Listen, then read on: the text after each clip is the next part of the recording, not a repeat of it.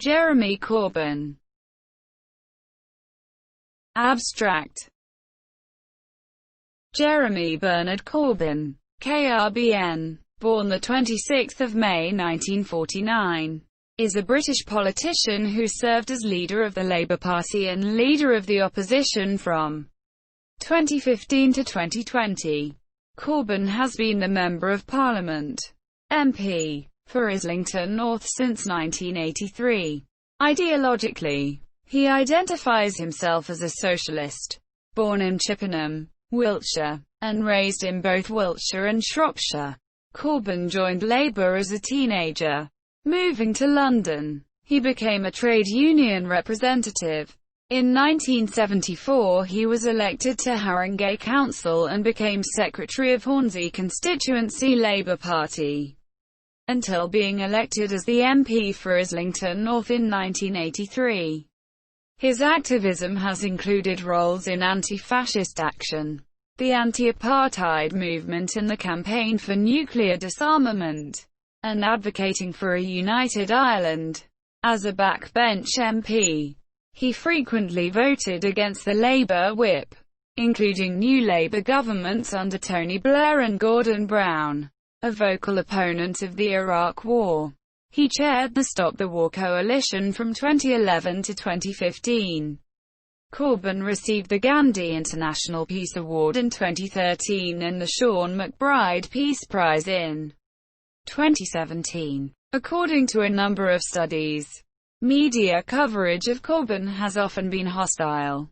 He has condemned antisemitism, but has been criticised for his past associations and responses to allegations of antisemitism.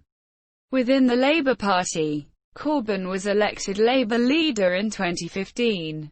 The party's membership increased sharply, both during the leadership campaign and following his election, taking the party to the left.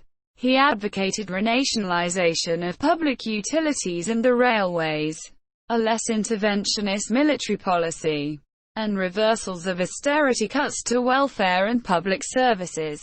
Although critical of the European Union, he supported continued membership in the 2016 referendum a year after Labour MPs sought to remove him in 2016. He won a second leadership contest in the 2017 general election. Labour increased its share of the vote to 40%, with Labour's 9.6% vote swing being its largest since the 1945 general election.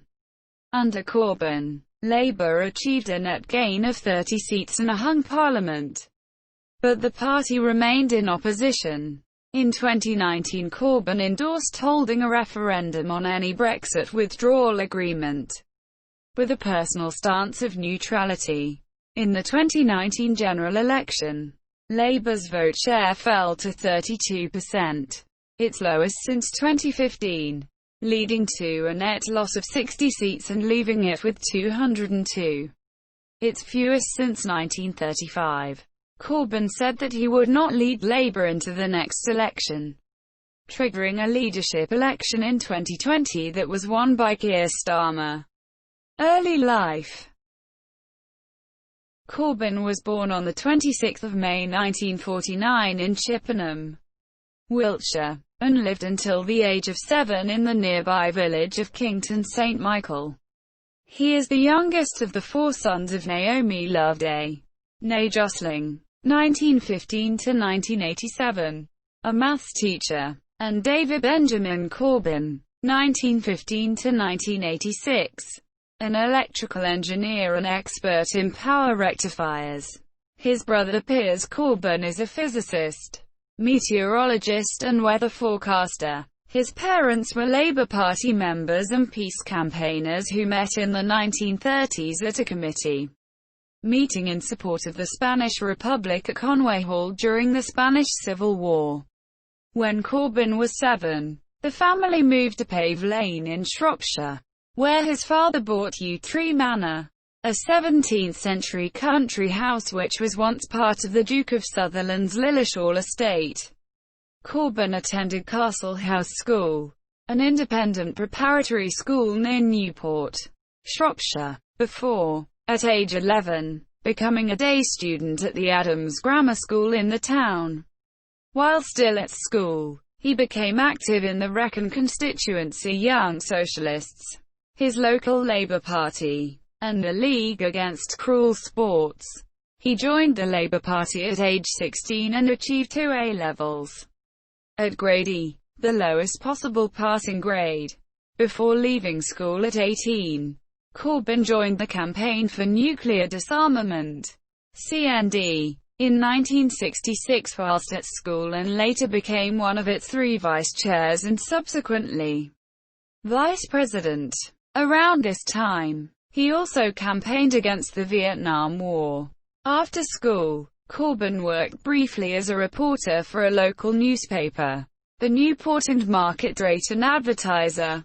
At around the age of 19, he spent 2 years doing voluntary service overseas in Jamaica as a youth worker and geography teacher. He subsequently traveled through Latin America in 1969 and 1970, visiting Brazil, Argentina, Uruguay and Chile. Whilst in Brazil, he participated in a student demonstration in São Paulo against the Brazilian military government. He also attended a May Day march in Santiago, where the atmosphere around Salvador Allende's Popular Unity Alliance, which swept to power in their Chilean elections of 1970, made an impression on him.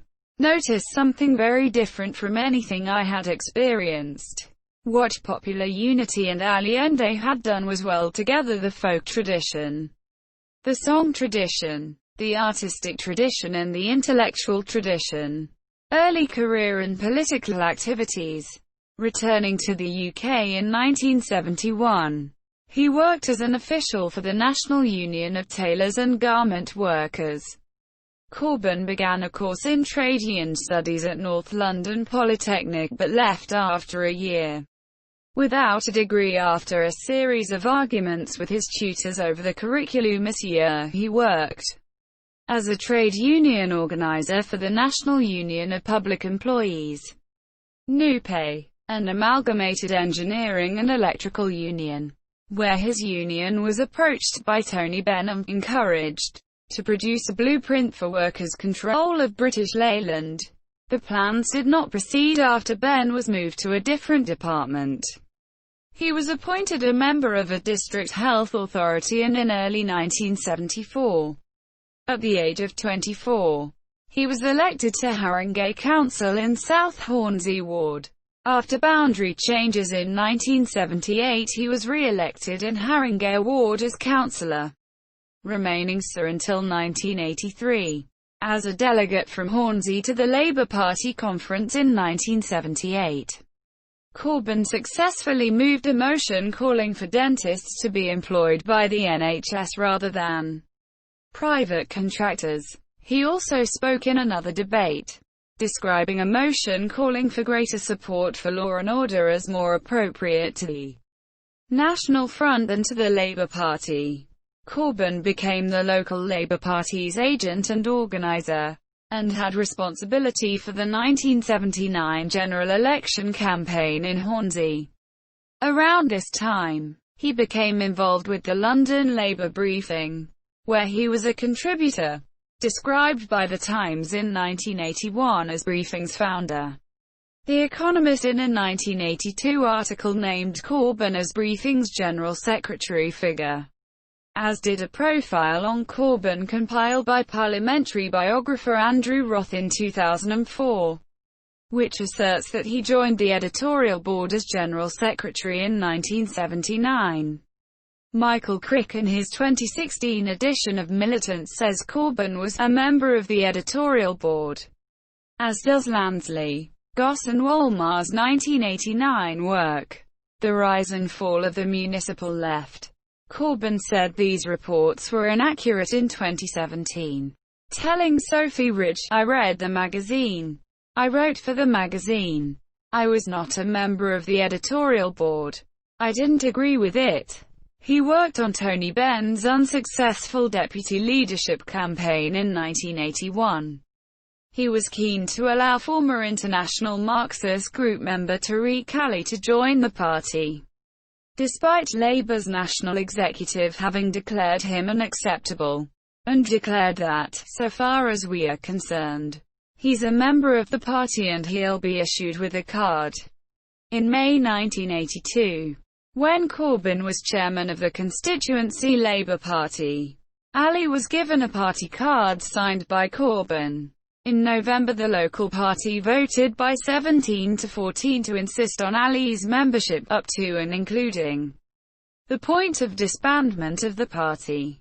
In the July 1982 edition of Briefing, Corbyn opposed expulsions of the Trotskyist and Entreist group militant, saying that, if expulsions are in order for militant, they should apply to us too. In the same year, he was the provisional convener of Defeat the Witch Hunt campaign, based at Corbyn's then address. The Metropolitan Police's Special Branch monitored Corbyn for 2 decades, until the early 2000s, as he was deemed to be a subversive. According to the Labour Party, the security services kept files on many peace and labour movement campaigners at the time, including anti-apartheid activists and trade unionists. Parliamentary backbencher, 1983 to 2015. Corbyn was selected as the Labour Party candidate for the constituency of Islington North in February 1982, winning the final ballot for selection by 39 votes against 35 for GLC councillor Paul Boateng, who in 1987 became one of the first 3 black British members of Parliament. MP. At the 1983 general election, he was elected MP for the constituency, defeating the independent Labour incumbent Michael O'Halloran, and immediately joined the Socialist Campaign Group, later becoming secretary of the group. Shortly after being elected to Parliament, he began writing a weekly column for the left-wing Morning Star newspaper. In May 2015, he said that, "The Star is the most precious and only voice we have in the daily media." In February 2017, the Morning Star said of Corbyn, "He has been bullied, betrayed and ridiculed, and yet he carries on with the same grace and care he always shows to others, however objectionable their behavior and treatment of him might be." In 1983, Corbyn spoke on a "No Socialism Without Gay Liberation" platform and continued to campaign for lesbian, gay, bisexual and transgender rights. He was a campaigner against apartheid in South Africa, serving on the national executive of the anti-apartheid movement, and was arrested in 1984 while demonstrating outside South Africa House, leading, decades later, to a viral image of Corbyn being arrested circulated by supporters on social media. This was as a member of the City of London anti-apartheid group, CLAAG, who carried out a non-stop picket for 1,408 days to campaign for Nelson Mandela's release from prison. The anti-apartheid movement did not support this protest, as they had agreed not to demonstrate within 30 feet of the embassy, and the picket failed to gain support from the London ANC. Mandela's failure to respond to CLAAG following his release from prison in 1990 is frequently described as a snub. He supported the 1984-85 miners' strike. In 1985, he invited striking miners into House of Commons gallery who were then expelled for shouting, "Coal not dole." Corbyn was given a medallion at the end of the strike by the miners in recognition of his help. In 1985, he was appointed National Secretary of the newly launched Anti-Fascist Action.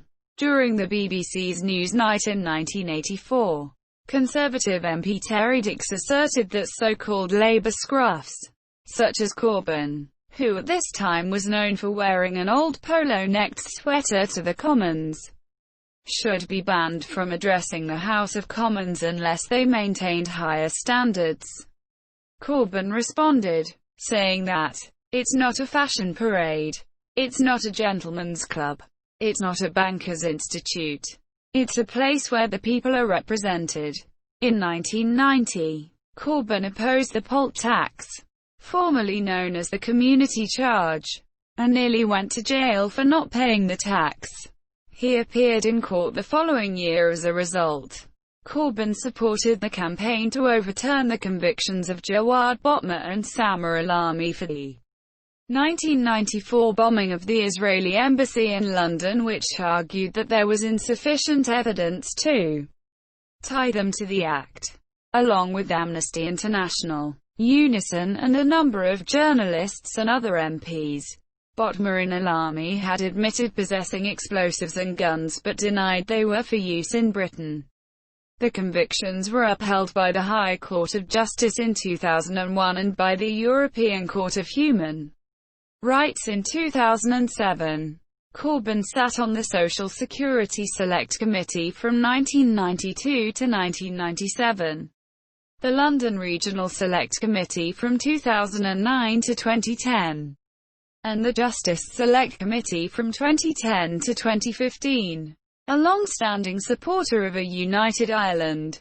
In the 1980s, Corbyn met Sinn Féin leader Gerry Adams a number of times. Corbyn consistently said he maintained links with Sinn Féin to work for a resolution to the armed conflict. According to the Sunday Times, Corbyn was involved in over 72 events connected with Sinn Féin or other pro-Republican groups during the period of the IRA's paramilitary campaign.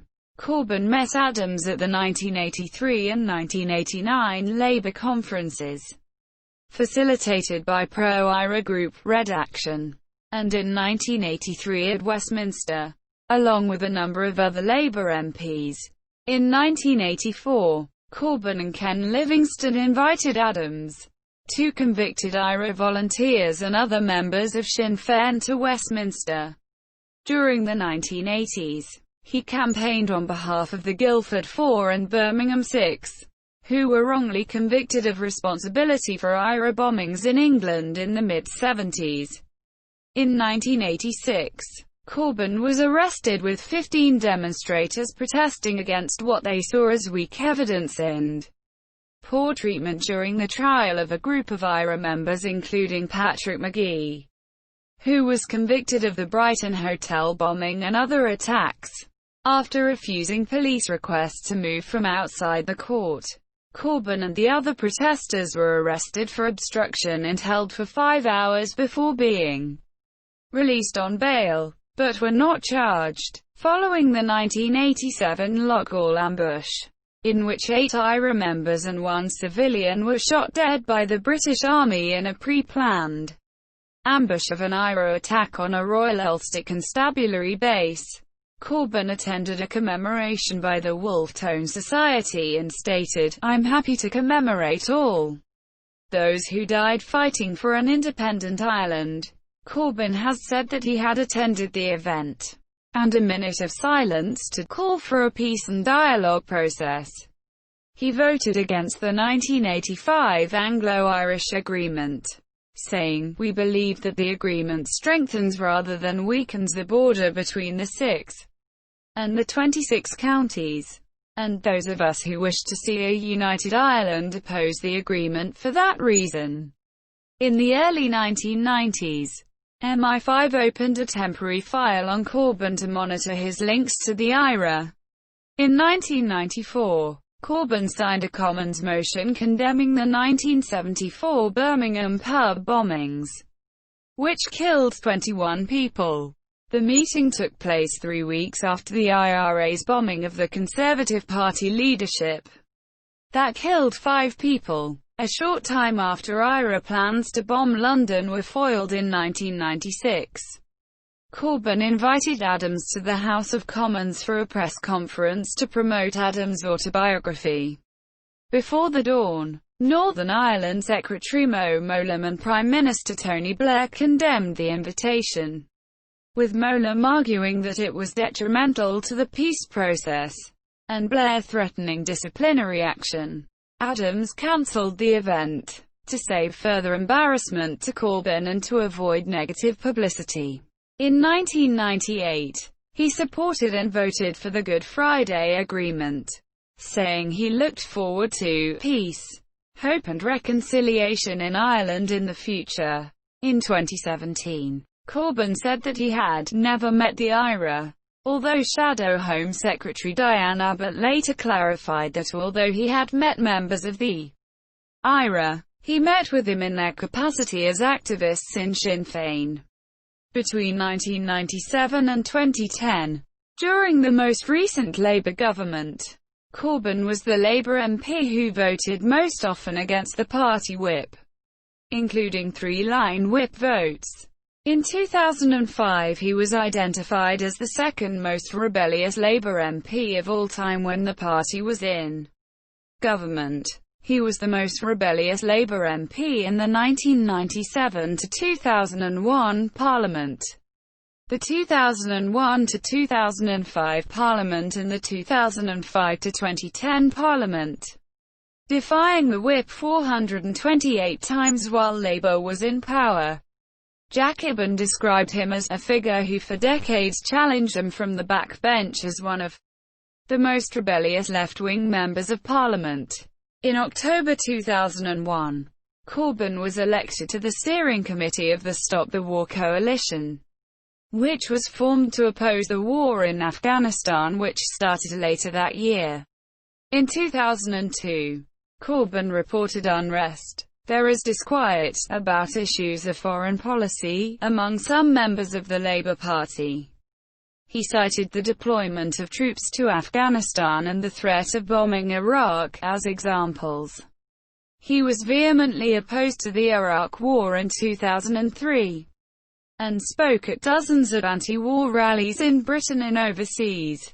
He spoke at the February anti-Iraq war protests, which was said to be the largest such protest in British political history. In 2006, Corbyn was one of 12 Labour MPs to support Plaid Cymru and the Scottish National Party's call for a parliamentary inquiry into the Iraq War.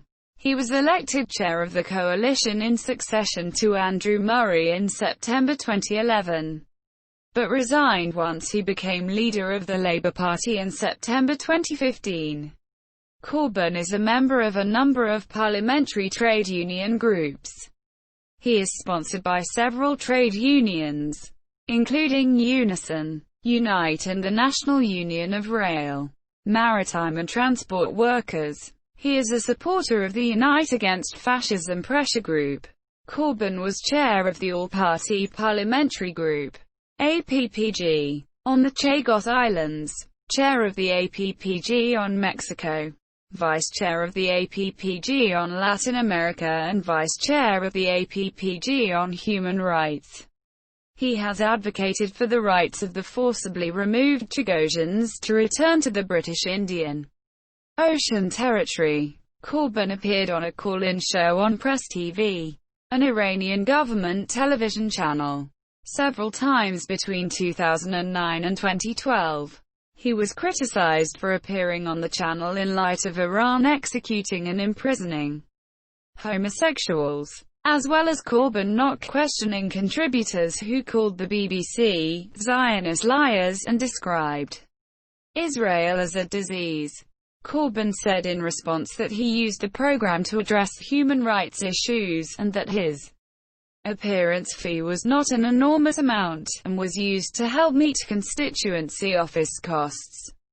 Corbyn's final appearance was 6 months after the network was fined by Ofcom for its part in filming an interview with Mizir Bahari, an Iranian journalist, saying the interview had been held under duress and after torture.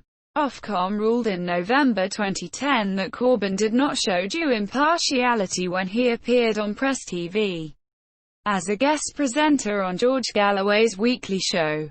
In the 2010 Labour Party leadership election, Corbyn supported Diane Abbott in the first round in which she was eliminated.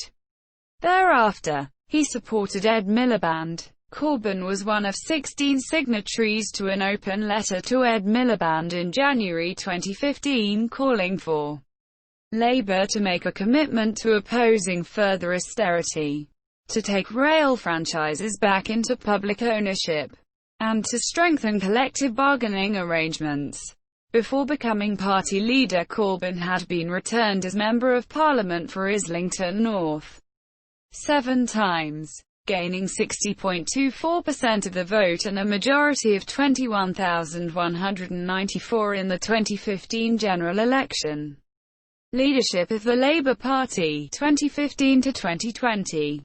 Following the Labour Party's defeat of the general election on 7 May 2015, Ed Miliband resigned as its party leader, triggering a leadership election. Corbyn decided to stand as a candidate, having been disillusioned by the lack of a left-wing voice, and said to his local newspaper, the Islington Tribune, that he would have a clear anti-austerity platform.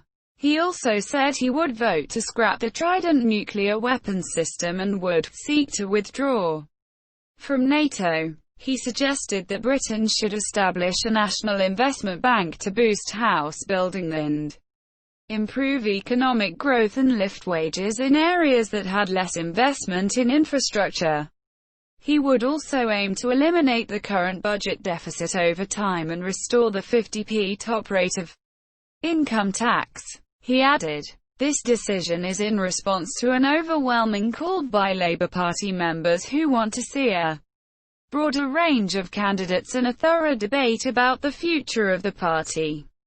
I am standing to give Labour Party members a voice in this debate."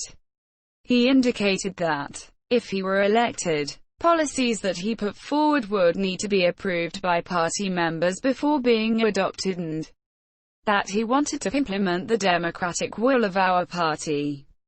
The other candidates were Shadow Home Secretary Yvette Cooper, Shadow Health Secretary Andy Burnham and Shadow Care Minister Liz Kendall. Several who nominated Corbyn later said they had ensured he had enough votes to stand more to widen the political debate within the party than because of a desire or expectation that he would win. At the second reading of the Welfare Reform and Work Bill in July 2015, Corbyn joined 47 Labour MPs to oppose the bill, describing it as rotten and indefensible, whilst the other 3 leadership candidates abstained under direction from interim leader Harriet Harman. In August 2015, he called on Ian Duncan Smith to resign as Secretary of State for Work and Pensions after it was reported that thousands of disabled people had died after being found fit to work by work capability assessments, instituted in 2008. Between 2011 and 2014. Although this was challenged by the government and by Full Facts, who said that the figure included those who had died and therefore their claim had ended, rather than being found fit for work. Corbyn rapidly became the frontrunner among the candidates and was perceived to benefit from a large influx of new members. Hundreds of supporters turned out to hear him speak at the hustings across the nation, and their enthusiastic reception and support for him was dubbed Corbyn Mania by the press. A chant of "Oh, Jeremy Corbyn" was adopted as an anthem or chorus by his supporters, sung in the style of a football chant to the tune of a riff from Seven Nation Army by the White Stripes. The chant later attracted attention at the Glastonbury Festival of 2017, where Corbyn spoke. Membership numbers continued to climb after the start of his leadership. In addition, following a rule change under Miliband, members of the public who supported Labour's aims and values could join the party as registered supporters for £3 and be entitled to vote in the election.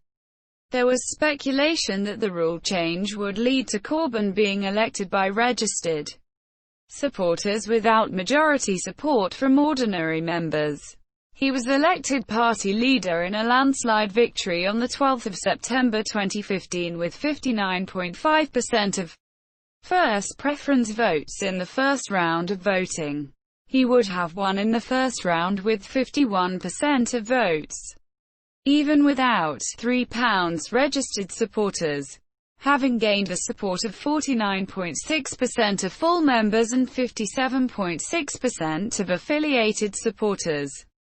His 40.5% majority was a larger proportional majority than that attained by Tony Blair in 1994.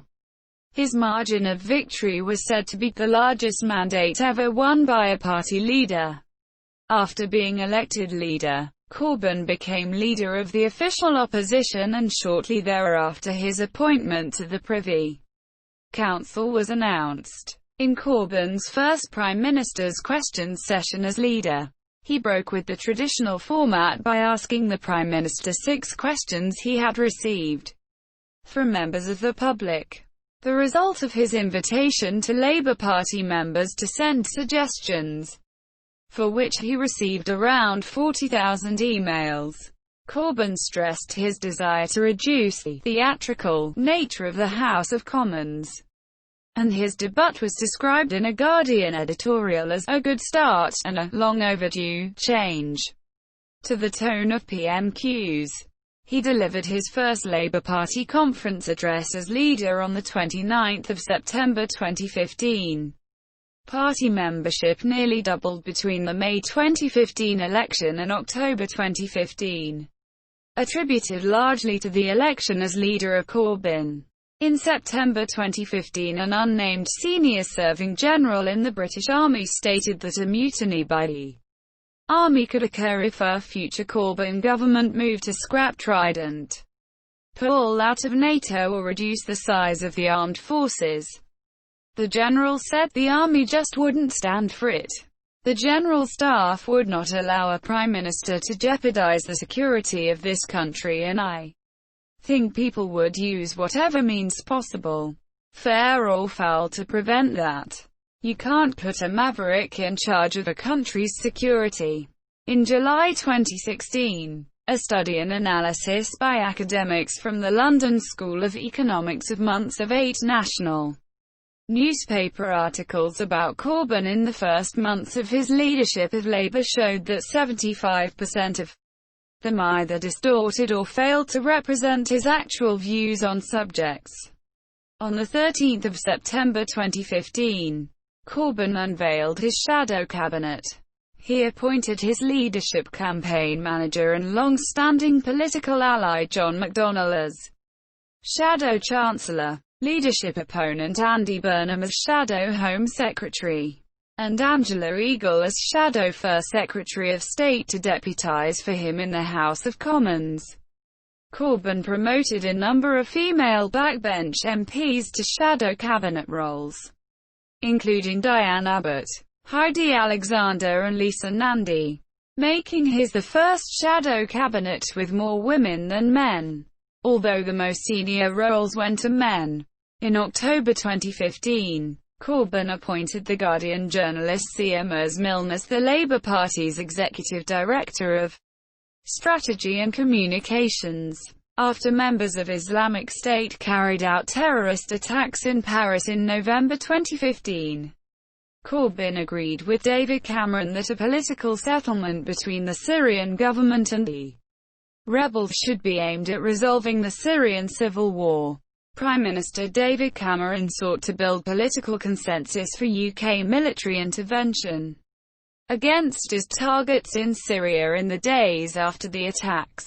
Corbyn warned against external intervention in Syria but told delegates that Labour would consider the proposals the government brings forward.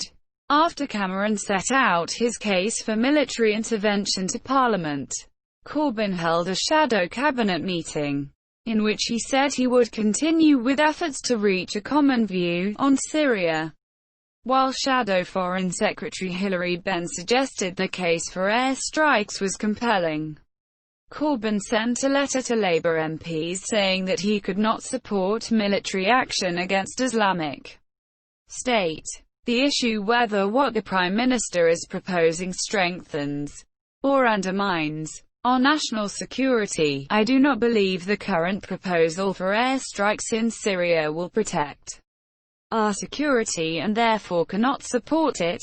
Amid widespread reports of division in the Parliamentary Labour Party, Corbyn insisted that the final decision on whether the Labour Party would oppose airstrikes rested with him. Monsieur Corbyn eventually agreed that Labour MPs would be given a free vote on airstrikes.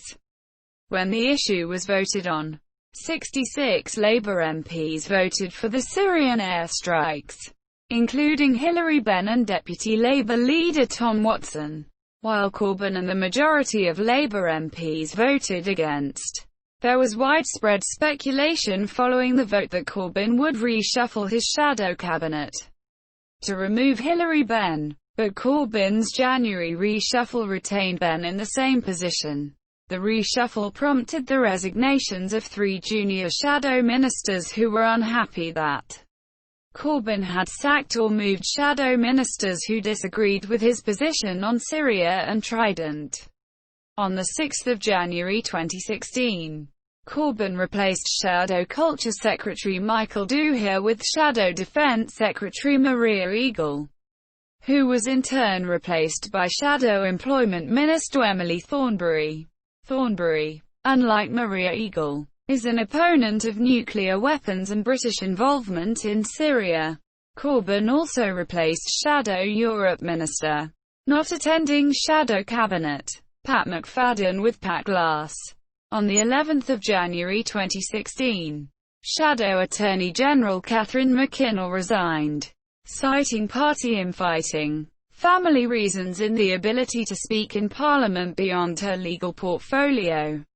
She was replaced by Carl Turner. In the 2016 local elections, Labour had a net loss of 18 local council seats and controlled as many councils as before, gaining control of Bristol but losing Dudley. There were also Westminster by-elections in 2 Labour safe seats, which Labour retained: Ogmore and Sheffield Brightside and Hillsborough. The BBC's projected national vote share was 31% for Labour, 30% for the Conservatives, 15% for the Liberal Democrats and 12% for UKIP. Labour candidate Sadiq Khan won the London mayorship from the Conservatives. Labour's misfortunes in Scotland continued, where they fell into 3rd place behind the Conservatives. They retained government in Wales whilst suffering some small losses. Following the 2016 United Kingdom European Union (EU) membership referendum, Corbyn was accused of lukewarm campaigning for Britain to remain and showing a lack of leadership on the issue by several party figures. Alan Johnson, who headed up to the Labour in for Britain campaign, said, "At times, it felt as if Corbyn's office was working against the rest of the party and had conflicting objectives." Corbyn's decision to go on holiday during the campaign was criticised. In September 2016, Corbyn's spokesman said Corbyn wanted access to the European single market, but there were aspects to EU membership related to privatisation, which Jeremy campaigned against. In the referendum campaign, 3 days after the EU referendum, Hilary Benn was sacked after it was disclosed that he had been organising a mass resignation of shadow cabinet members to force Corbyn to stand down. Several other cabinet members resigned in solidarity with Benn, and by the 27th of June 23 of the 31 shadow cabinet members had resigned their roles, as did 7 parliamentary private secretaries. Earlier Corbyn announced changes to his shadow cabinet, moving Emily Thornberry to shadow foreign secretary, Diane Abbott to shadow health secretary, and appointing Pat Glass, Andy MacDonald, Clive Lewis, Rebecca Long-Bailey, Kate Osamore, Rachel Maskell, Kat Smith and Dave Anderson to his shadow cabinet. Just 2 days later, one of the newly appointed members, Pat Glass, resigned, saying, "The situation is untenable. A motion of no confidence in Corbyn as Labour leader was tabled by MPs Margaret Hodge and Anne Coffey on 24 June 2016. Hodge said, "This has been a tumultuous referendum which has been a test of leadership. Jeremy has failed that test." Shadow Chancellor John McDonnell and union leaders including Len McCluskey condemned the motion. On 28 June, he lost the vote of confidence by Labour Party MPs by 172 to 40. He responded with a statement that the motion had no constitutional legitimacy, and that he intended to continue as the elected leader. The vote did not require the party to call a leadership election, but was expected to lead to a leadership challenge. Corbyn was encouraged to resign by Tom Watson and senior Labour politicians including his predecessor, Ed Miliband. Several union leaders, from GMB, UCAT, the CWU, the TSSA, ASLEF, the FBU, the BFWAU and the NUM, issued a joint statement saying that Corbyn was the democratically elected leader of Labour and his position should not be challenged except through the proper democratic procedures provided for in the party's constitution, and that a leadership election would be an unnecessary distraction. The division between Corbyn and the Labour Parliamentary Party continued. On the 11th of July 2016, Angela Eagle, who had recently resigned from his shadow cabinet, formally launched her leadership campaign, after news reports that Eagle's office had been vandalized, and threats and abuse to other MPs, including death threats to himself. Corbyn said, "It is extremely concerning that Angela Eagle has been the victim of a threatening act, and called for respect and dignity, even where there is disagreement." On 12 July 2016, following a dispute as to whether the elected leader would need nominations in an election as a challenger to their own leadership, Labour's National Executive Committee, NEC, resolved that Corbyn, as the incumbent leader, had an automatic right to be on the ballot, and also decided that members needed to have been a member for more than 6 months to be eligible to vote, meaning that many members who had joined recently would not be able to vote. The NEC's decision was that registered supporters would be entitled to vote if they paid a one-off fee of £25. 184,541 people subsequently paid the one-off fee to become registered supporters of the party during the two-day window in July, meaning that over 700,000 people had a vote in the leadership election. The decision to retain Corbyn on the ballot was contested unsuccessfully in a High Court action brought by Labour donor Michael Foster. On 13 July, Owen Smith entered the Labour Party leadership race. Subsequently, on 19 July, Angela Eagle withdrew and offered her endorsement to Smith. A survey of the public found that 66% of those surveyed believed that the Labour Party needed a new leader before the 2020 elections, and only 23% believed that Corbyn would make a good Prime Minister, while Theresa May had an approval rating of 55%. A later poll on 23 July found that among those who said they backed Labour, 54% supported Corbyn against just 22% who would prefer Smith. When voters were asked who they thought would be the best Prime Minister, Corbyn or Theresa May, among Labour supporters 48% said Corbyn and 22% May. Among all UK voters 52% chose May and just 16% were for Corbyn. More than 40 female Labour MPs, in an open letter during the campaign in July 2016, called on Corbyn to deal with issues relating to online abuse, and criticised him for his allegedly unsatisfactory responses and inaction. Speaking at the launch of policies intending to democratise the Internet in late August, Corbyn described such abuse as appalling. He continued, "I have set up a code of conduct on this. The Labour Party has a code of conduct on this. And it does have to be dealt with." On the 16th of August 2016, Corbyn released a video of himself sitting on the floor of a Virgin Trains East Coast train while travelling to a leadership hustings in Gateshead. Corbyn said the train was ram-packed, and used this to support his policy to reverse the 1990s privatisation of the railways of Great Britain. A dispute, nicknamed Traingate in the media, developed a week later when Virgin released CCTV images appearing to show that Corbyn had walked past some available seats on the train before recording his video. Corbyn subsequently said that there had not been room for all his team to sit together until later on in the journey, when other passengers were upgraded by train staff. The psephologist John Curtis wrote just before Corbyn's second leadership win, "There is evidently a section of the British public, to be found particularly among younger voters, for whom the Labour leaders have an appeal.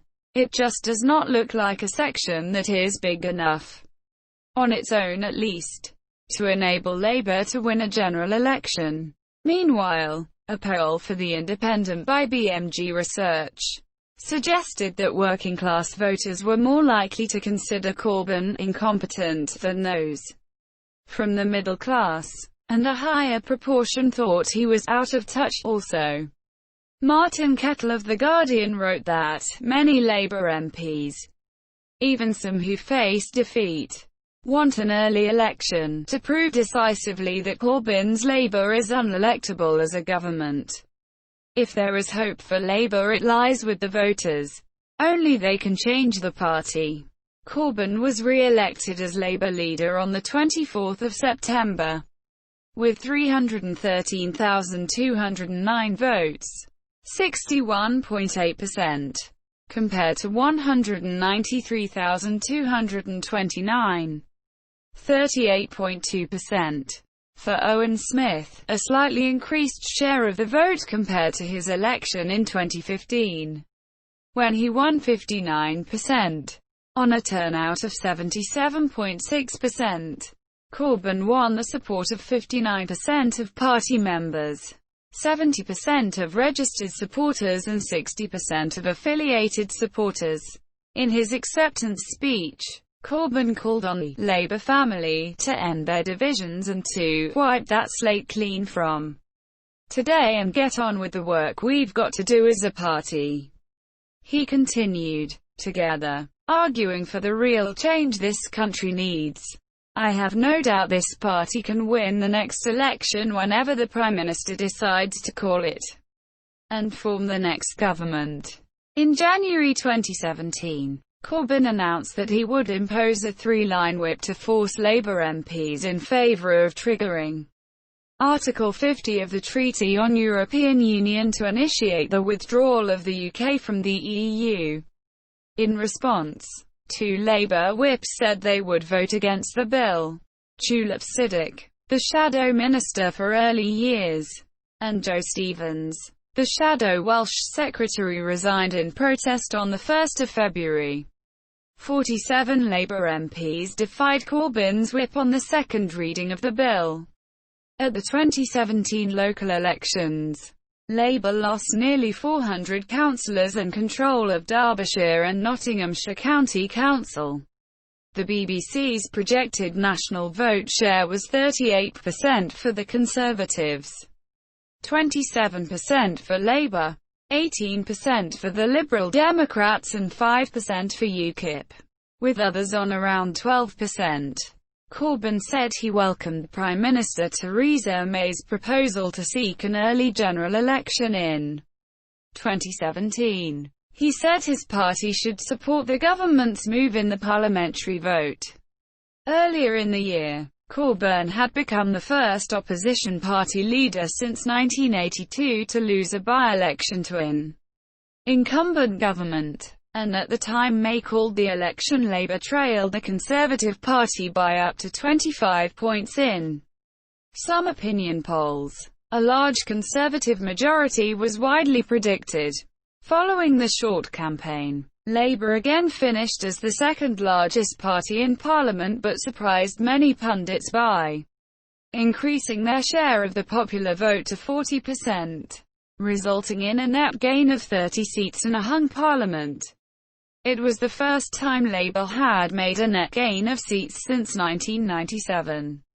And the party's 9.6% increase in vote share was its largest in a single general election since 1945. Corbyn's election campaign was run under the slogan, "For the many, not the few," and featured rallies with a large audience and connected with a grassroots following for the party, including appearing on stage in front of a crowd of 20,000 at the Wirral Live Festival in Prenton Park. He chose to take part in television debates and dressed more professionally than usual, wearing a business suit and tie. He said the result was a public call for the end of austerity politics, and suggested May should step down as Prime Minister. Corbyn said that he had received the largest vote for a winning candidate in the history of his borough. A March 2020 internal Labour Party report, entitled "The Work of the Labour Party's Governance and Legal Unit in Relation to Antisemitism, 2014 to 2019", provided examples of how senior Labour Party officials, including former party General Secretary Ian McNicol, worked to undermine Labour's campaign in the 2017 general election in order to force a change of leader. According to the report, there was an abnormal intensity of factional opposition to Corbyn which had inhibited the proper functioning of the Labour Party bureaucracy. Opinion polls during the first few months of his leadership gave Corbyn lower personal approval ratings than any previous Labour leader in the early stages of their leadership amongst the general public. His approval amongst party members was initially strong, reaching a net approval of +45 in May 2016, though this fell back sharply to just +3 by the end of the next month following criticism of Corbyn's handling of the EU referendum and a string of shadow cabinet resignations. A poll by election data in February 2017 found that 50% of Labour voters wanted Corbyn to stand down by the next election, while 44% wanted him to stay. In the same month, YouGov found party members' net approval rating of Corbyn was 17%, whereas a year earlier the result found by the same pollsters had been 55%. Also during February 2017, Ipsos Mori found Corbyn's satisfaction rating among the electorate as a whole was -38%. Among Labour voters it was -9%. Polling by the end of the first week of campaigning during the 2017 general election was suggesting a defeat for Labour, with the Parliamentary party much reduced, and a landslide victory for the Conservatives with a majority of perhaps 150 MPs. An ITV Wales YouGov poll at this time placed the Conservatives on 40% in Wales against Labour's 30%. Labour MPs have formed a majority in Wales since the 1922 election. An opinion poll published on the 22nd of May suggested that the position had been reversed, with Labour now polling 44% in Wales and the Conservatives 34%. Polls following the publication of the Labour and Conservative manifestos suggested that nationally, Labour was narrowing the Conservative lead to 9 points, with YouGov putting the party on 35% of the vote. The final election polls predicted an increased majority for the Tories. At the end of Theresa May's time as Prime Minister, she had a small lead over Corbyn in the Best PM polling question. In the months following the election, Labour consistently had a small lead in opinion polling. After Boris Johnson became Prime Minister in July 2019, he gained double-digit leads over Corbyn on the Best PM question. although Corbyn was seen to be more in touch with ordinary people than Johnson. Labour fell behind the Tories, partly because it lost some of its pro-Remain support to the Liberal Democrats. Corbyn sacked 3 shadow cabinet members and a 4th resigned after they rebelled against party orders to abstain on a motion aimed at keeping the UK and the EU single market, which was put forward by Labour MP Chuka Umunna. In February 2019, 7 MPs Chuka Umunna, Luciana Berger, Chris Leslie, Angela Smith, Mike Gapes, Gavin Shuker and Anne Coffey resigned from the Labour Party to form the Independent Group. Citing Corbyn's handling of Brexit and of allegations of antisemitism, they were soon joined by Joan Ryan, while Ian Austin resigned to sit as an independent. In May 2019, Theresa May announced her resignation and stood down as Prime Minister in July, following the election of her replacement, former Foreign Secretary Boris Johnson. Corbyn said that Labour was ready to fight an election against Johnson. In March 2019, Corbyn was assaulted by a Brexit supporter outside a mosque in Finsbury Park, North London. His attacker was sentenced to 28 days in jail. A video of soldiers from the 3rd Battalion Parachute Regiment, stationed in Afghanistan, using an image of Corbyn for target practice was posted on social media in April 2019. Momentum said the video was a consequence of the radicalizing effect the right-wing press.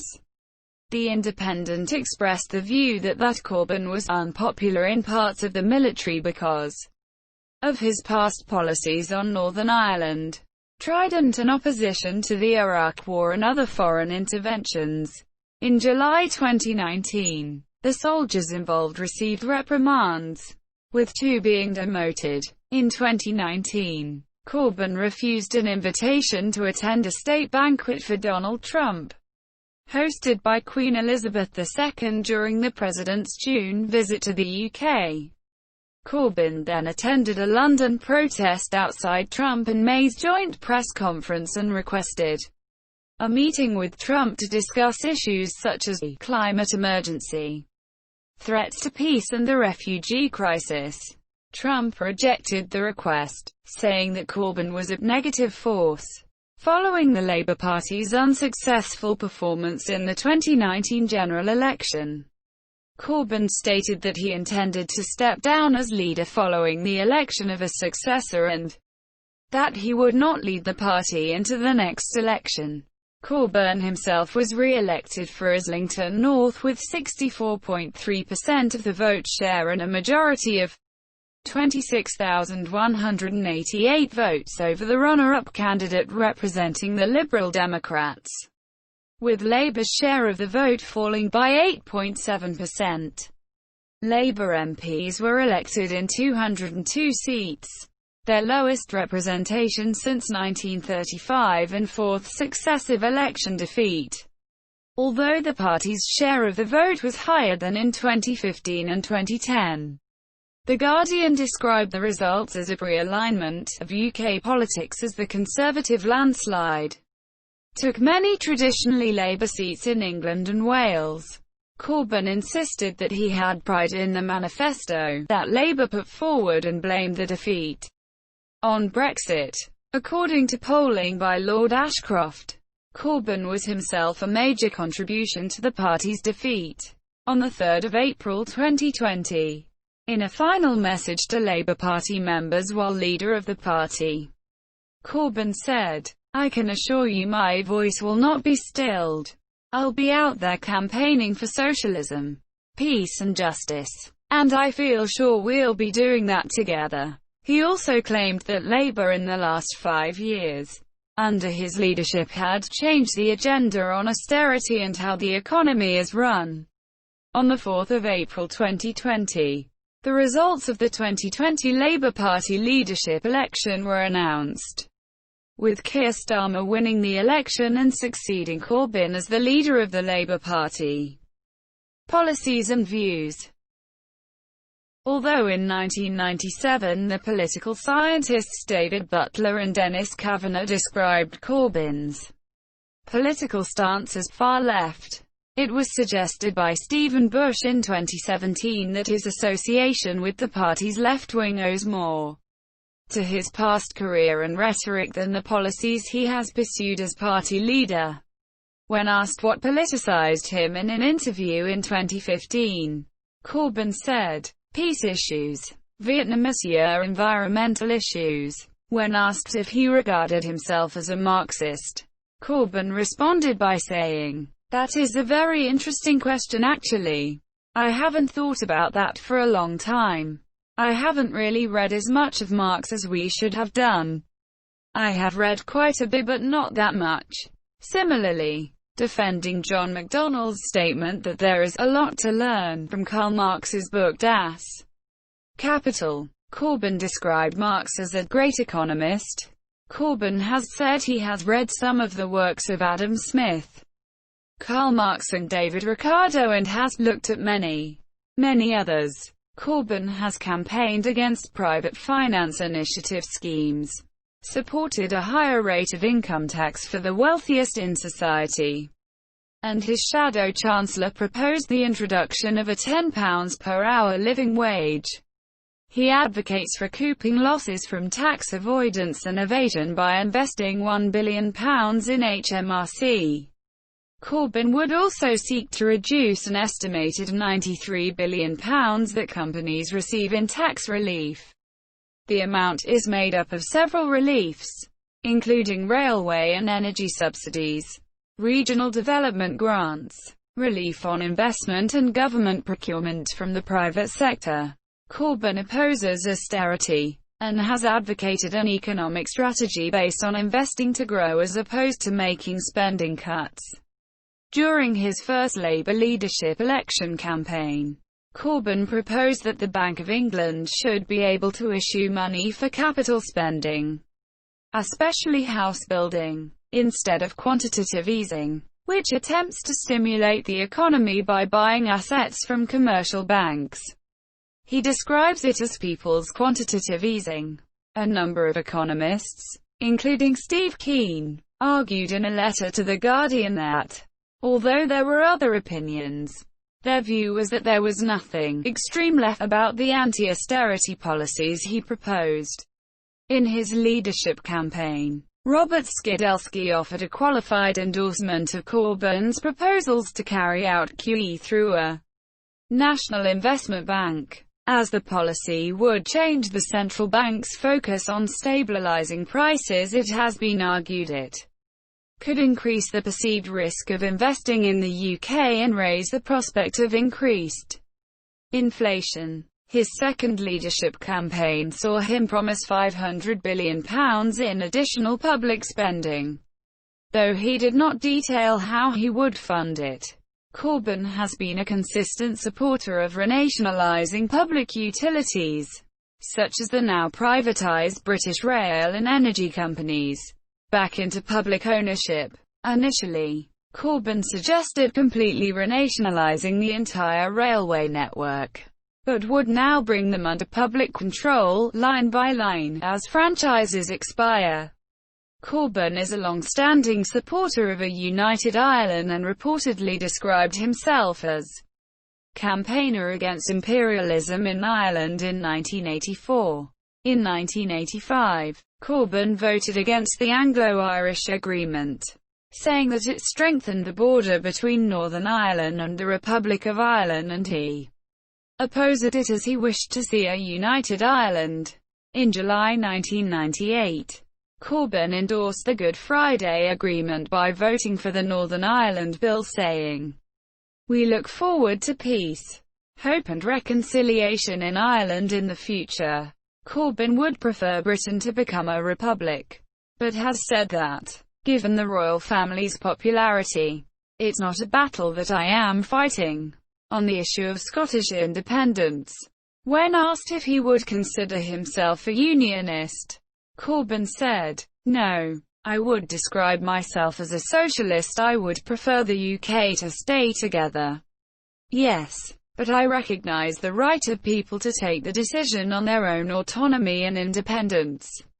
Corbyn said that he did not favour holding a second Scottish independence referendum, but that it would be wrong for the UK Parliament to block such a referendum if the Scottish Parliament desired to have one. As leader of the opposition, Corbyn was one of the sponsors for the Constitutional Convention Bill, which was an attempt at codifying the UK's constitution, which has not been compiled into a single document. He appointed a shadow minister for the Constitutional Convention into his shadow cabinet, and Theresa Pearce stepped down after the May 2017 local elections, and this position has since remained vacant. In October 2017, Corbyn was one of 113 MPs to sign a cross-party petition to Home Secretary Amber Rudd, which requested making it a criminal offence for opponents of abortion to hold protests outside of abortion clinics. The letter called for buffer zones to be established around clinics, arguing women face daily abuse when undergoing terminations, with protesters instead given space in town centres or Speaker's Corner. He also promised to allow abortion in Northern Ireland as well as same-sex marriage. During the 2015 Labour leadership contest, Corbyn put forward a policy to scrap all tuition fees and restore student maintenance grants. The cost of the policy was estimated at £10 billion, which would be funded by a 7% rise in national insurance for those earning over £50,000 a year and a 2.5% higher corporation tax, or by slowing the pace at which the deficit is reduced. Corbyn apologised for the actions of previous Labour governments in imposing fees, top-up fees and the replacement of grants with loans. He said, "I opposed those changes at the time, as did many others, and now we have an opportunity to change course." During the 2017 election, Corbyn had a policy of scrapping university tuition fees from 2018, restoring the maintenance grants abolished by the Conservatives in 2016 and funding a free national education service. He also pledged to investigate cancelling student loan debts incurred by recent graduates.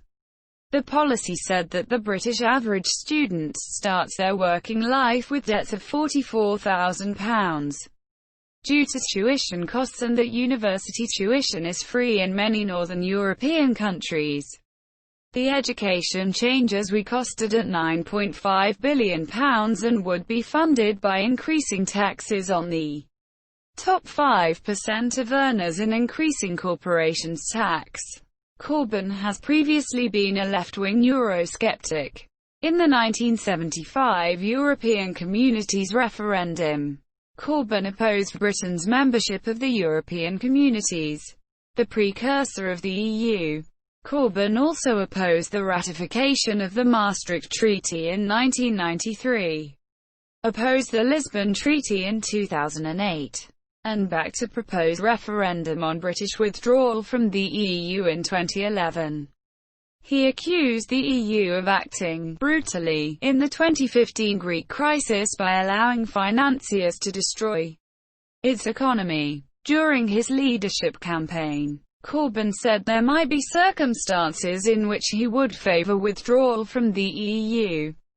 In September 2015, Corbyn said that Labour would campaign for Britain to stay in the EU regardless of the result of Cameron's negotiations, and instead pledged to reverse any changes if Cameron reduced the rights of workers or citizens.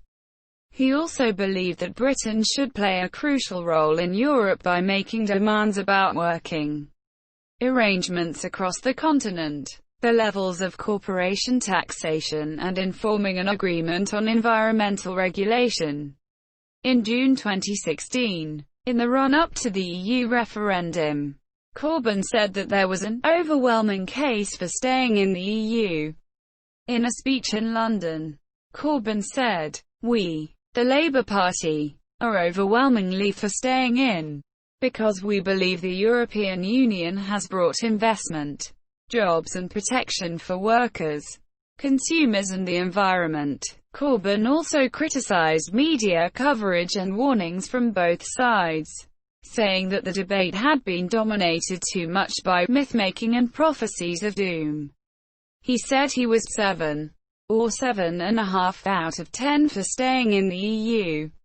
In July 2017, Corbyn said that Britain could not remain in the European single market after leaving the EU, saying that membership of the single market was dependent on membership of the EU, although it includes some non-EU countries.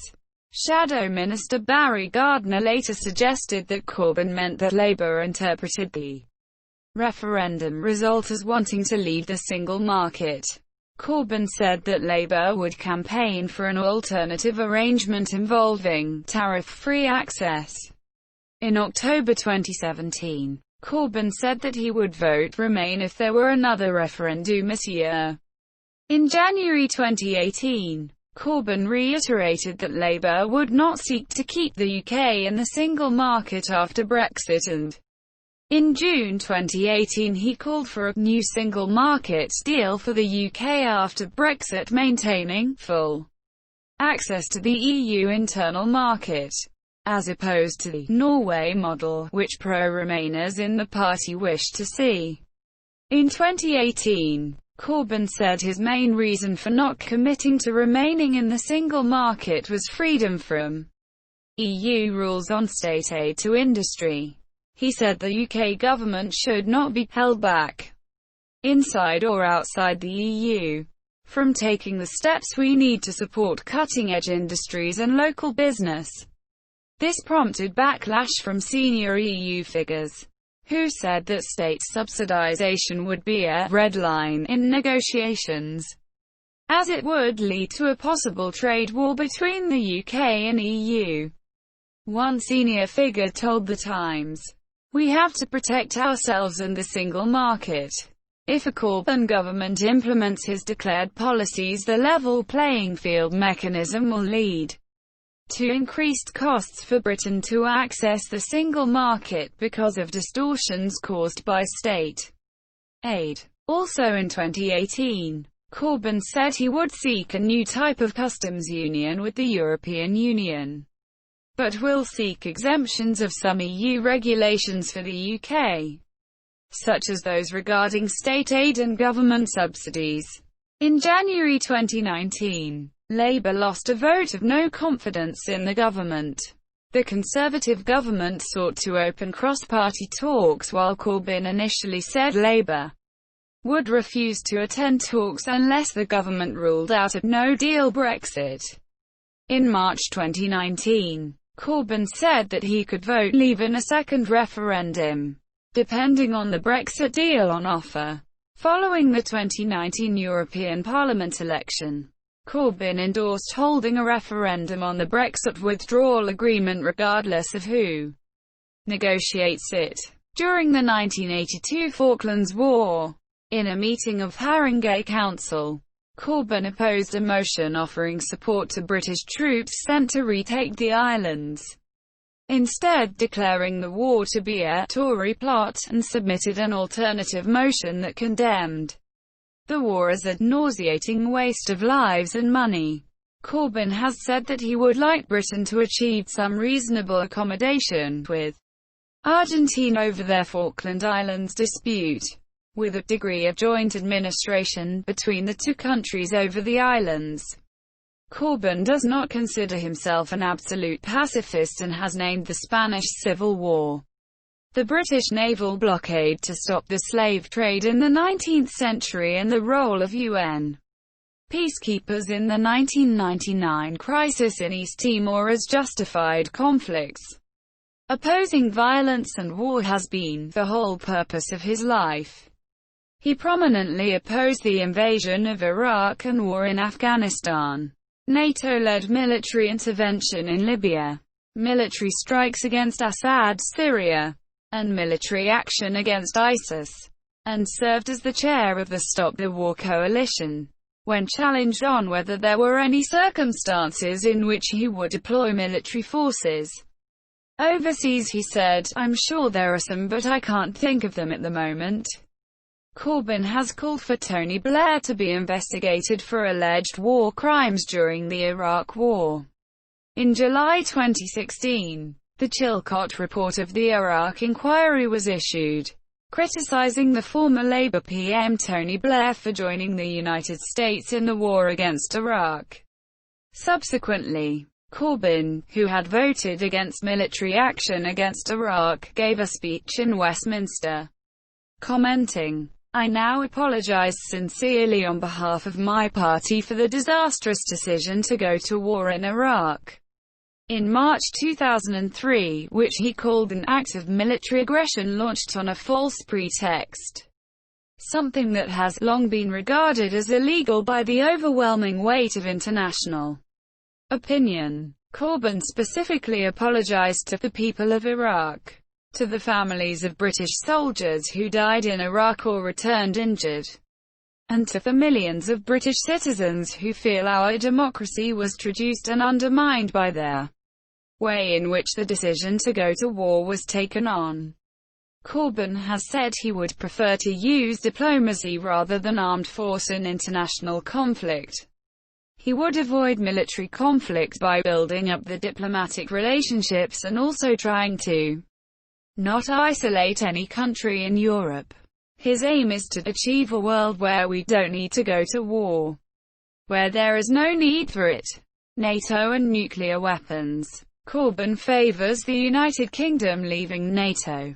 In May 2012, Corbyn authored a piece in the Morning Star titled, "High Time for an End to NATO," where he described the organisation as an instrument of Cold War manipulation, saying that the collapse of the Soviet Union in 1990, with the ending of the Warsaw Pact mutual defense strategy, was the obvious time for NATO to have been disbanded, and also said a 2014 speech that their organization was an engine for the delivery of oil to the oil companies, and called for it to give up, go home and go away.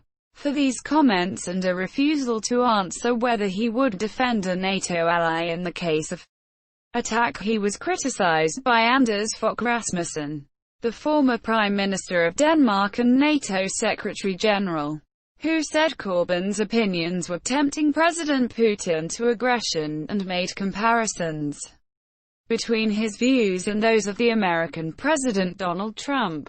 He was also criticized by George Robertson, former Labour Party Defence Secretary, who said it beggars belief that the leader of the party most responsible for the collective security pact of NATO should be so reckless as to undermine it by refusing to say he would come to the aid of an ally.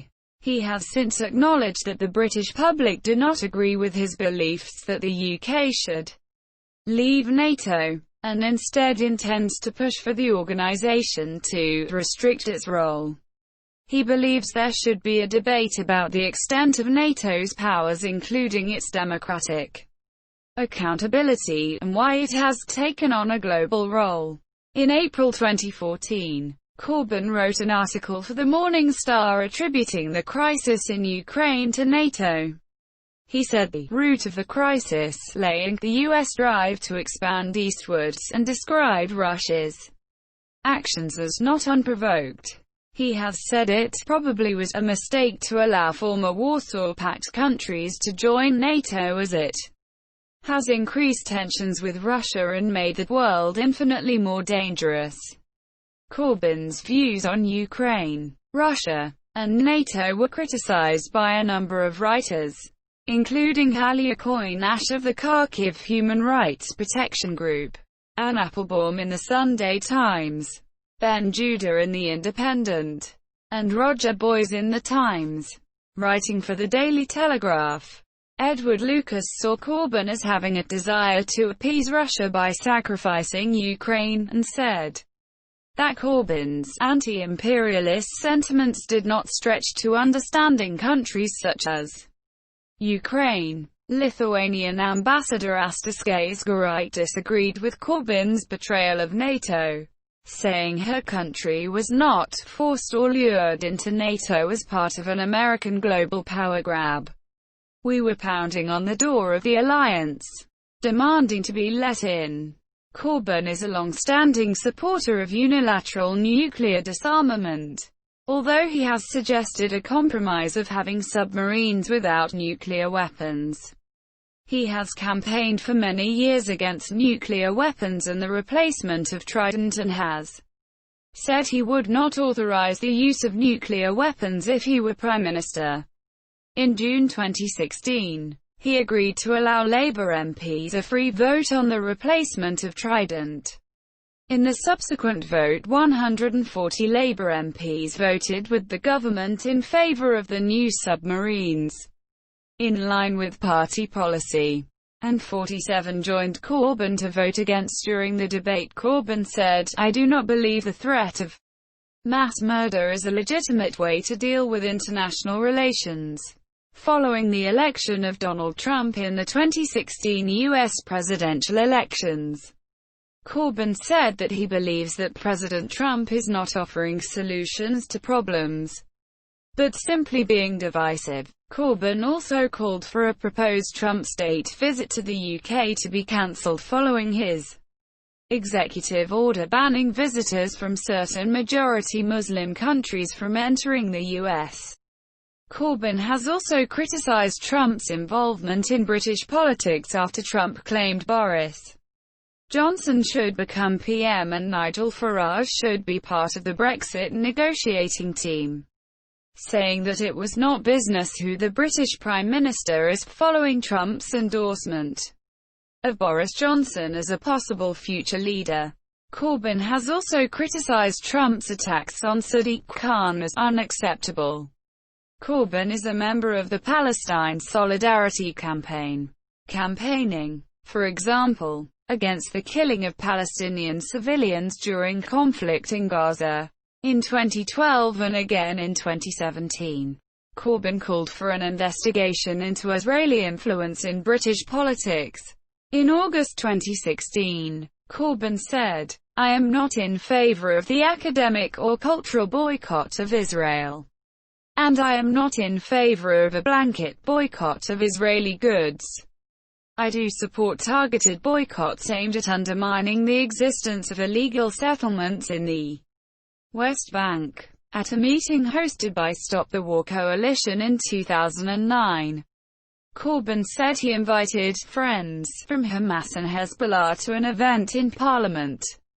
Refer to Hamas as an organization dedicated towards the good of the Palestinian people, and said that the British government's labeling of Hamas as a terrorist organization is a big historical mistake. Asked on Channel 4 News in July 2015 why he had called representatives from Hamas and Hezbollah friends, Corbyn explained, "I use it in a collective way, saying our friends are prepared to talk, and that the specific occasion he used it was to introduce speakers from Hezbollah at a parliamentary meeting about the Middle East." He said that he does not condone the actions of either organization.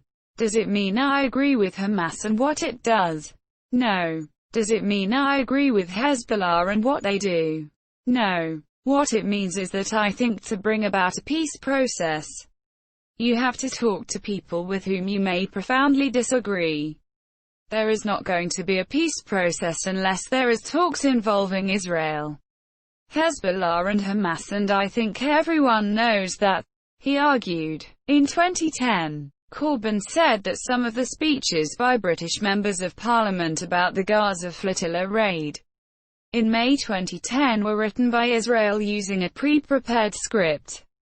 "I'm sure our friend, Israeli ambassador, Ron Prosser wrote it, because they all came up with the same keywords.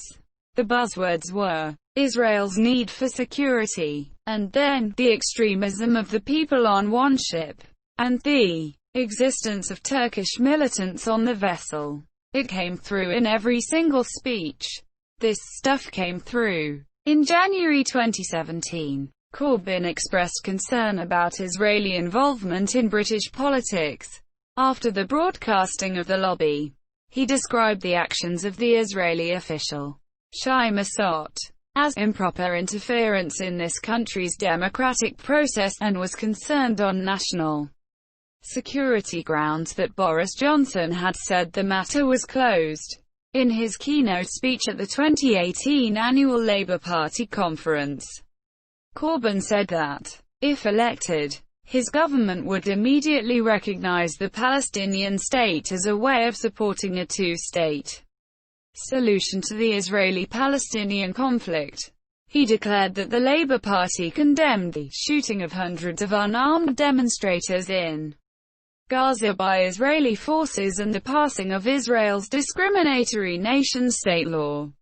In May 2019, Corbyn sent a message of support to the national demonstration for Palestine in London, in which Ahad Tamimi participated. He said the Labour Party condemned the ongoing human rights abuses by Israeli forces, including the shooting by Israeli forces of hundreds of unarmed Palestinian demonstrators in Gaza, most of them refugees or families of refugees demanding their rights. Tunisian wreath-laying controversy. In October 2014, Corbyn visited Tunisia to attend the International Conference on Monitoring the Palestinian Political and Legal Situation in the Light of Israeli Aggression, organized by the Centre for Strategic Studies for North Africa. While there, Corbyn and other British parliamentarians attended a commemoration for victims of the 1985 Israeli airstrikes on the PLO headquarters in Tunis. The bombardment had been condemned by British Prime Minister Margaret Thatcher and US President Ronald Reagan, as well as the UN Security Council. In August 2018, the Daily Mail reported, with pictorial evidence, that during the event, Corbyn had also been present at a wreath-laying at the graves of Salah Khalaf and Atif Bsiso, both of whom are thought to have been key members of the Black September organization, which was behind the 1972 Munich massacre. The Jerusalem Post commented, in another photo, Corbyn is seen close to the grave of terrorist Atif Bsiso, intelligence chief of the Palestine Liberation Organization. Bsiso is also linked to the massacre. There was condemnation from some of the British press, as well as from some members of the Labour Party and Israeli Prime Minister Benjamin Netanyahu. A Labour spokesperson said that a wreath was laid on behalf of those at the conference to all those who lost their lives, including families and children. BBC News, on 15 August, showed in a report from inside the cemetery, that for the memorial for the 1985 victims, Corbyn would have stood in a designated confined covered area where all dignitaries typically stand during annual ceremonies, which also covers the graves of Bsiso and Khalaf. Corbyn said that he had been present during commemorations where a wreath was laid for Palestinian leaders linked to Black September, but did not think that he had actually been involved. A Labour spokesperson stated that Corbyn did not lay any wreath at the graves of those alleged to have been linked to the Black September organization or the 1972 Munich killings. He of course condemns that terrible attack, as he does the 1985 bombing. The Labour Party initially made a complaint to the press watchdog, Independent Press Standards Organization, against several newspapers' alleged misreporting of the event, although this was later dropped. Unlike most Labour MPs at the time, Corbyn and a few other backbenchers opposed NATO intervention during the Kosovo War. In 2004, Corbyn and 24 other backbenchers signed a parliamentary motion congratulating the journalist John Pilger on his exposé of the fraudulent justifications for intervening in a genocide that never really took place in Kosovo, leading to later criticism that he had labeled Serbian war crimes as fabrications. The motion said that initial estimates of casualties by the U.S. ambassador for war crimes issues were much higher than the later body count by the International War Crimes Tribunal.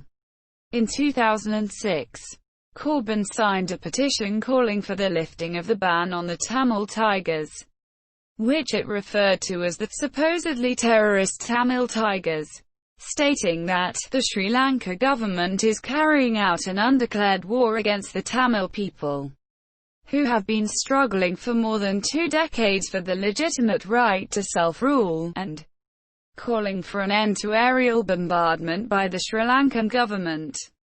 In 2009, Corbyn called for a total economic boycott of Sri Lanka, stating, "The tourism must stop. The arms must stop. The trade must stop." He later stated the Sri Lankan cricket team should also be boycotted. He expressed outrage particularly at the reports of the depopulation of Tamil areas of eastern Sri Lanka and the relocation of Tamils, stating that denying Tamils the right to return home was in contravention of international law, as well as reports of systematic sexual violence. In 2016, after Corbyn released a video stating his solidarity to stand with the Tamil community in the search for truth, justice, accountability and reconciliation, while the Labour Party reiterated its full implementation of the UN Human Rights Council's resolution on Sri Lanka, some Tamil activists interpreted the video to be a signal of Jeremy Corbyn's support for Tamil self-determination. In 2017, John McDonnell stated that a Corbyn-led Labour government would end arms sales to Sri Lanka. Corbyn has called for the lifting of the sanctions on Iran as part of a negotiated full settlement of issues concerning the Iranian nuclear program, and the starting of a political process to decommission Israel's nuclear arsenal. Corbyn has criticized Britain's close ties with Saudi Arabia and British involvement in the Saudi Arabian-led intervention in Yemen. In January 2016, after a United Nations panel ruled Saudi-led bombing campaign of Yemen contravened international humanitarian law, Corbyn called for an independent inquiry into the UK's arms exports policy to Saudi Arabia. Corbyn and Hilary Benn wrote to David Cameron asking him to set out the exact nature of the involvement of UK personnel working with the Saudi military. Corbyn has constantly called for the British government to stop selling arms to Saudi Arabia to show that Britain wants a peace process in Yemen, not an invasion by Saudi Arabia. In March 2018, Corbyn accused Theresa May's government of colluding in war crimes committed by Saudi forces in Yemen. He said that a humanitarian disaster is now taking place in Yemen. Millions face starvation because of the Saudi-led bombing campaign and the blockade. Corbyn called for the suspension of arms sales to Saudi Arabia after dissident Saudi journalist Jamal Khashoggi was murdered inside the Saudi consulate in Istanbul. Corbyn also called for an international investigation into the assassination of Jamal Khashoggi and Saudi's war crimes in Yemen. Corbyn is a longtime supporter of the Cuba Solidarity Campaign, which campaigns against the U.S. embargo against Cuba and supports the Cuban Revolution. In November 2016, following the death of former communist president of Cuba Fidel Castro, while saying that Castro had flaws and was a huge figure of modern history, national independence and 20th-century socialism, Monsieur Castro's achievements were many. Corbyn also praised his revolutionary heroism. Internal Labour Party critics of Corbyn accused him of glossing over Castro's human rights abuses. When Hugo Chavez, the socialist president of Venezuela, died in 2013, Corbyn tweeted that Hugo Chavez showed that the poor matter and wealth can be shared. He made massive contributions to Venezuela and a very wide world. In 2014, Corbyn congratulated Chávez's successor, President Nicolás Maduro, on his election to the presidency.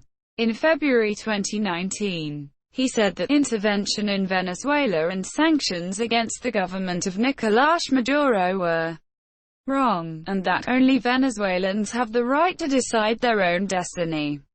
He was against outside interference in Venezuela, whether from the US or anywhere else. He said there needed to be dialogue and a negotiated settlement to overcome the crisis.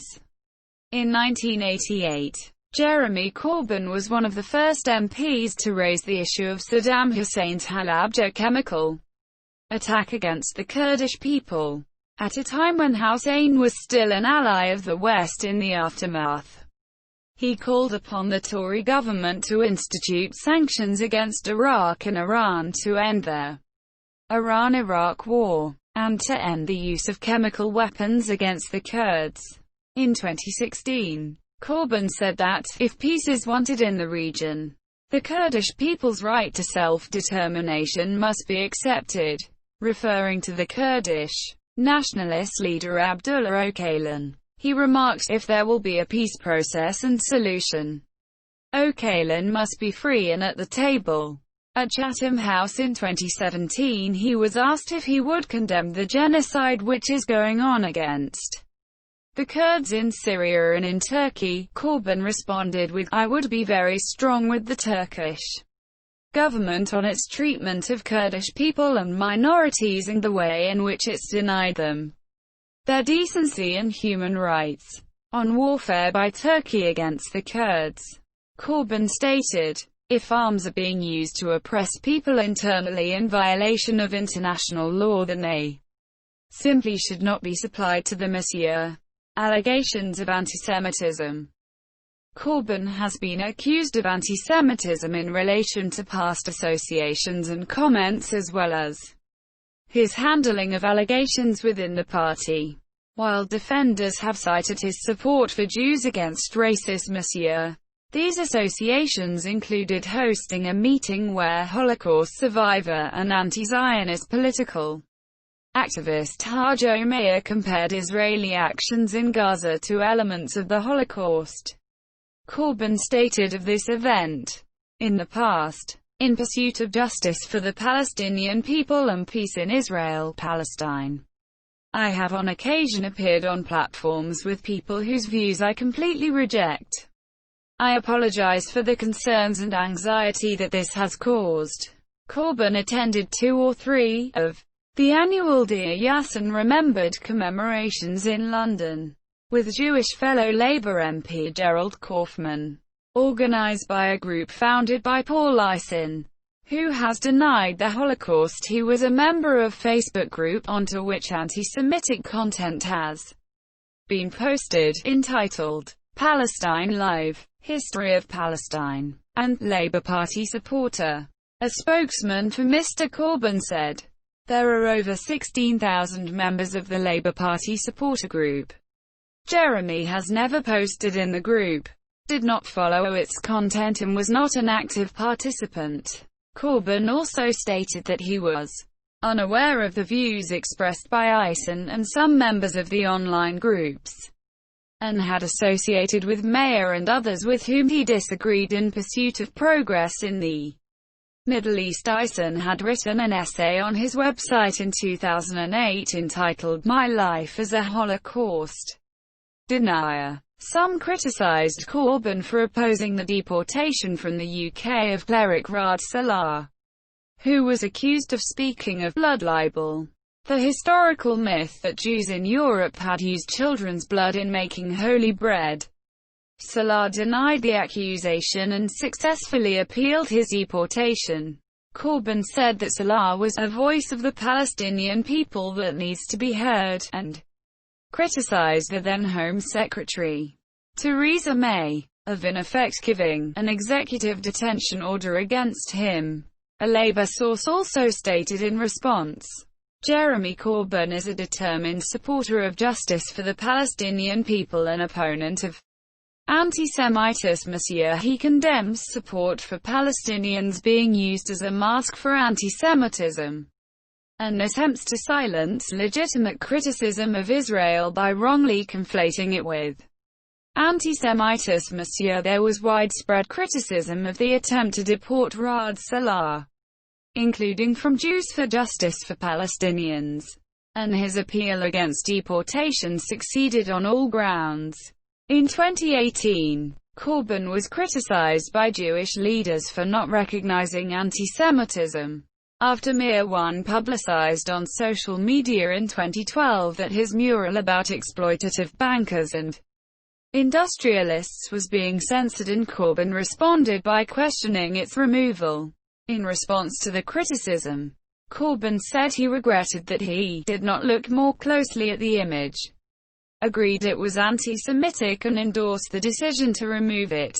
Corbyn was criticized for a 2013 speech in which he said that certain Zionists, who had berated the Palestinian speaker at a meeting, having lived in this country for a very long time, probably all their lives, don't understand English irony used by the speaker. The remarks were criticized for appearing to perpetuate the anti-Semitic canard that Jews fail or refuse to integrate into wider society. Corbyn responded that he was using Zionist in the accurate political sense and not as a euphemism for Jewish people. In 2019, Corbyn was criticized for a foreword he wrote in 2011 for a republication of the 1902 book Imperialism, a study by John A. Hobson, which contains the anti-Semitic assertion that finance was controlled by men of a single and peculiar race, who have behind them many centuries of financial experience, who are in a unique position to control the policy of nations. In his foreword, he called the book a great tome, and brilliant, and very controversial at the time. Corbyn responded that the language used to describe minorities in Hobson's work is absolutely deplorable, but asserted that his foreword analyzed the process which led to the First World War, which he saw as the subject of the book and not Hobson's language. Following coverage of alleged anti-Semitic statements by party members, Corbyn commissioned the Chakrabarti inquiry and supported changes to the party's rules and procedures to make hate crime a disciplinary offence. In July 2018, Labour, with Corbyn's support, agreed a code of conduct which excluded or amended some of the examples from the IHRA working definition of antisemitism relating to Israel. Britain's three main Jewish newspapers jointly called the Corbyn-led government an existential threat to Jewish life in Britain. A September 2018 poll found that 86% of British Jews and 39% of the British public believed Corbyn to be anti-Semitic. Defenders, including Jewish Voice for Labour, have cited his record of opposing and campaigning against racism and anti-Semitism, and supporting Jewish communal initiatives. He organized a demonstration against a 1970s National Front march through Wood Green, spoke on the 80th anniversary of the Battle of Cable Street, noting that his mother was a protester, signed numerous early-day motions condemning anti-Semitism. In 1987, campaigned to reverse Islington Council's decision to grant a planning application to destroy a Jewish cemetery, and in 2010, called on the UK government to facilitate the settlement of Yemeni Jews in Britain. He also took part in a ceremony in his Islington constituency to commemorate the original site of the North London Synagogue and visited the Theresienstadt ghetto, calling it a reminder of the dangers of far-right politics, anti-Semitism and racism. In November 2019, John Bercow, the Jewish former Speaker of the House of Commons and Conservative MP, said that he had known Corbyn for 22 years, did not believe he was anti-Semitic and had never experienced anti-Semitism from a Labour Party member. His defenders have criticised the tactics of opponents and the role of the media. In November 2019, British intellectuals, Writers and artists urged voters in a letter published in The Guardian to reject Corbyn in the impending general election, alleging an polo association with antisemitism. The letter was endorsed by, amongst others, novelist John le Carré, historians Anthony Beevor and Tom Holland, and Muslims Against Antisemitism head Ghanem Nuseibeh. The Labour Party responded by noting their own commitment to rooting out antisemitism and robust action dealing with it, and that several of the signatories had themselves been accused of antisemitism, Islamophobia and misogyny, and all were conservatives and liberal Democrats. Another letter, supportive of Corbyn and published in the NME, was signed by 30 high-profile figures, including Noam Chomsky, Brian Eno, Naomi Klein, Loki, Thurston Moore, Robert Del Naja, Maxine Peake, Mark Ruffalo, Mark Rylance, Alexei Sayle, Roger Waters, Vivienne Westwood and Yanis Varoufakis. The letter describes Corbyn as a lifelong committed anti-racist, and says that no political party or political leader has done more to address anti-Semitism than Jeremy Corbyn and the Labour Party. A further letter in support of Corbyn, from a number of British Jews, mainly eminent academics, was published in The Guardian a few days later.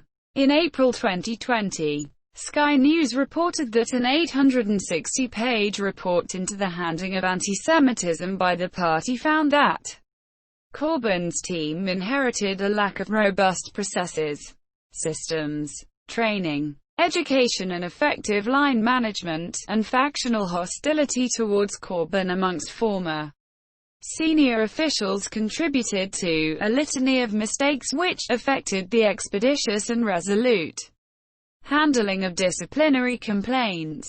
The investigation, which was completed in March 2020, concluded that no evidence of antisemitism complaints being treated differently to other forms of complaint, or of current or former staff being motivated by anti-Semitic intent.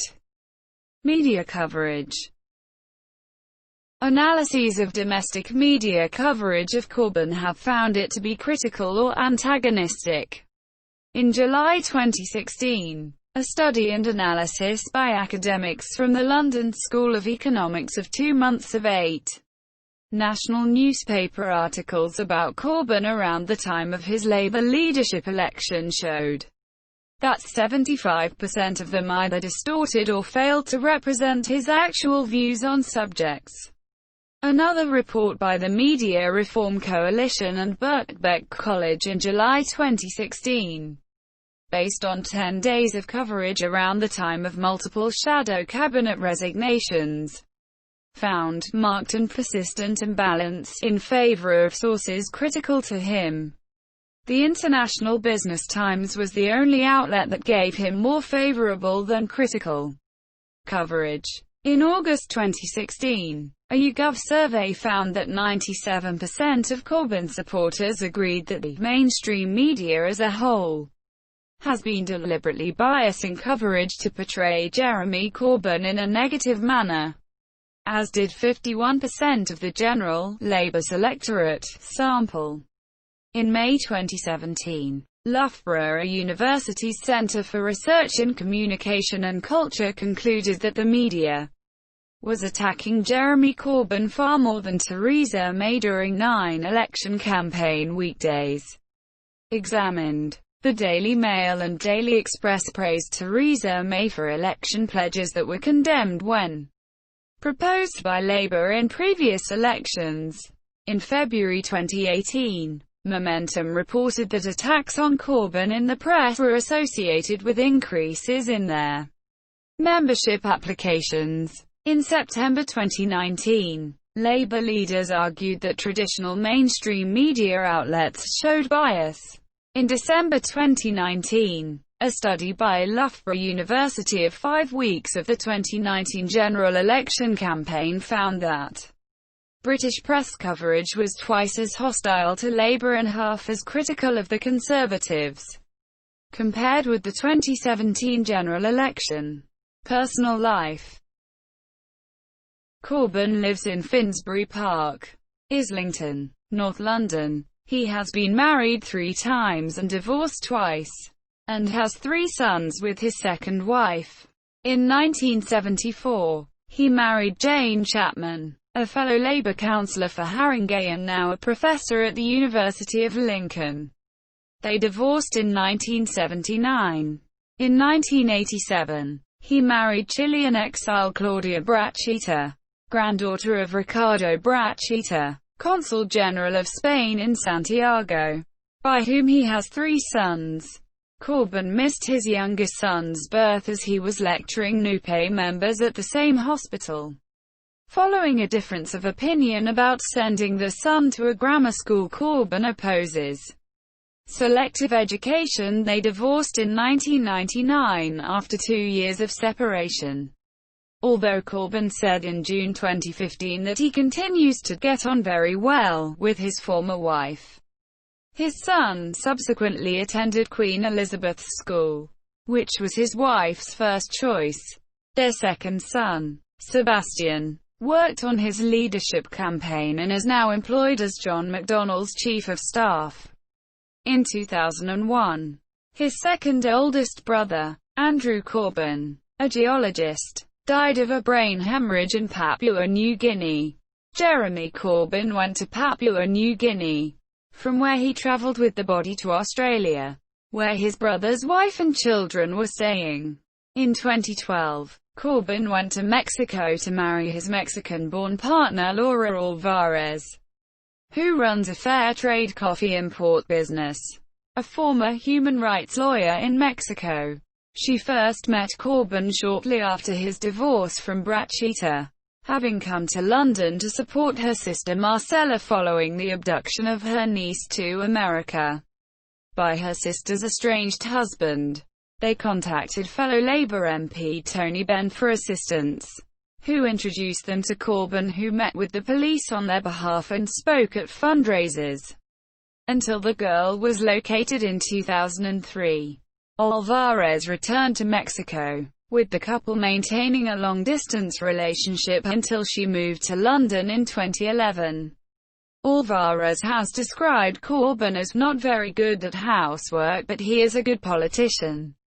He has a cat called El Gato, the cat, in Spanish, and previously owned a dog called Mango, described by The Observer in 1984 as Corbyn's only constant companion at the time.